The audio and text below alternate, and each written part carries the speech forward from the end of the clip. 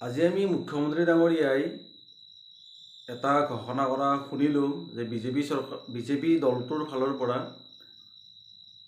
কিছুমান পদক্ষেপ লৈছে।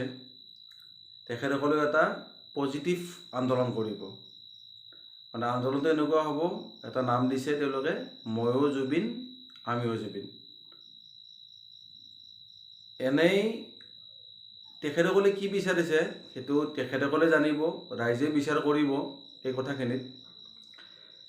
কিন্তু এই মুহূৰ্তত মোৰ মনলৈকে অহা কথা অকণমান, এই যে ময়ো জুবিন আমিও জুবিন, জুবিন গাৰ্গ হোৱাটো কি ইমান সহজ কথা নেকি?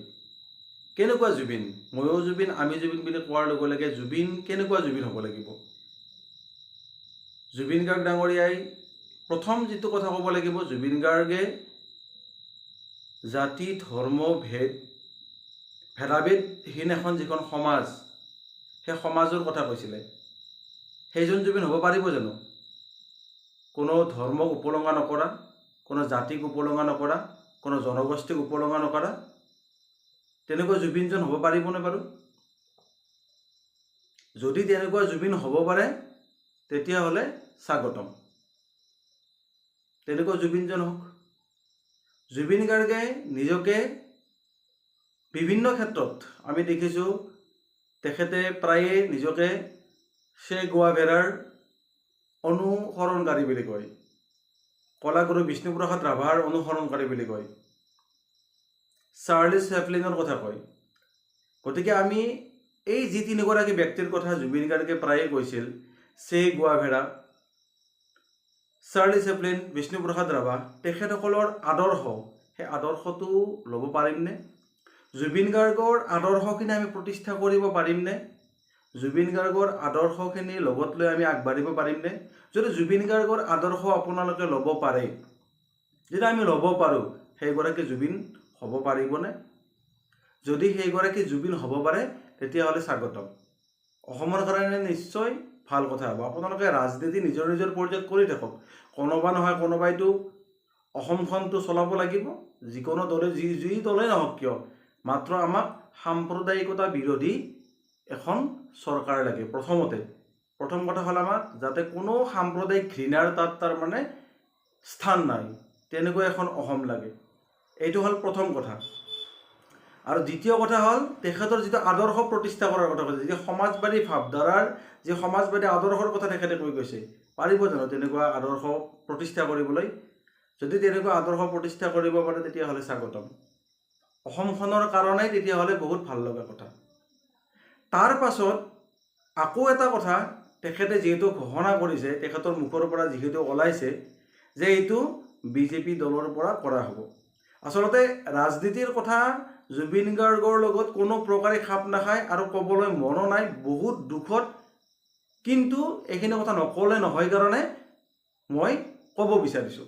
মনত থকা কথাখিনি হয়তো মোৰেই মনত নহয়, সমগ্ৰ অসমবাসীৰ যিবিলাক মানুহ আছে, যিবিলাক নৃত্যৰ মানুহ প্ৰায়ে, সেইবিলাক মানুহৰ মনত এই প্ৰশ্নটো নিশ্চয় আহিছে যে এনেকুৱা এটা কথা কৈছে তেখেতে, যিবিলাক ঠাইত বা যিবিলাক বিধানসভা সমষ্টিত বিজেপিৰ বিধায়ক আছে, সেইবিলাক ঠাইত জুবিন গাৰ্গ ডাঙৰীয়াৰো একোটা প্ৰতিমূৰ্তি কৰিব। ভূপেন হাজৰিকাদেৱৰ নামো কৈছে, জুবিন গাৰ্গৰ কথাও কৈছে।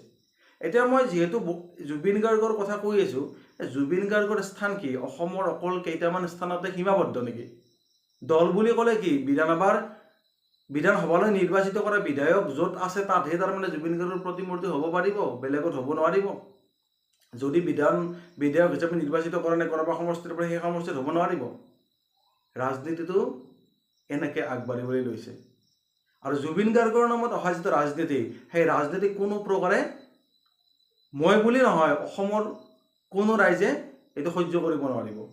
গতিকে বিজেপি হওক, কংগ্ৰেছ হওক, বাকী অন্য যিয়েই দল নহওক কিয়, ৰাজনীতিৰ পৰা দূৰত ৰাখি জুবিন গাৰ্গক ন্যায় দিয়াত আগবাঢ়ক। আপোনালোকৰ দলৰ সভাপতিগৰাকীয়ে কৈছে জাষ্টিছ ফৰ জুবিন গাৰ্গত আপোনালোকৰ দলৰ মানুহ আছে, ভাল কথা। তেতিয়াহ'লে আপোনালোকে আপত্তি কিয় কৰে? বোলে জাষ্টিছ ফৰ জুবিন গাৰ্গ বা জুবিনৰ ন্যায়ৰ কাৰণে মাত মাতিব নালাগে, কিয় কয়?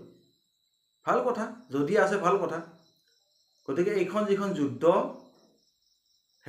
#জাষ্টিছ ফৰ জুবিন গাৰ্গ, ডিজিটেলভাৱেও হৈ আছে। এইখন যুদ্ধত অসমৰ সকলো প্ৰকাৰৰ ৰাইজ জড়িত হৈ আছে। গতিকে এই ক্ষেত্ৰত নিশ্চয় বিবেচনা কৰিব। আৰু জনসাধাৰণে প্ৰতিটো মুহূৰ্ত পৰ্যবেক্ষণ কৰি আছে।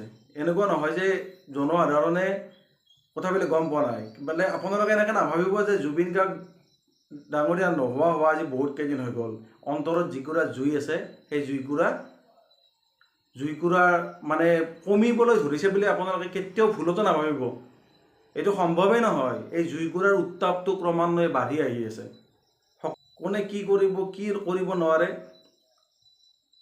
সেই ক্ষেত্ৰত ভাবি মানুহ ভাগৰুৱা হৈ পৰিছে। গতিকে মানুহে ভাল পোৱা কাম কৰক। জুবিন গাৰ্গৰ ক্ষেত্ৰত ৰাজনীতি কোনো প্ৰকাৰেই সমীচীন নহয়, আৰু এইটো অসমীয়া ৰাইজৰ সহ্যৰ সীমাৰ বাহিৰত।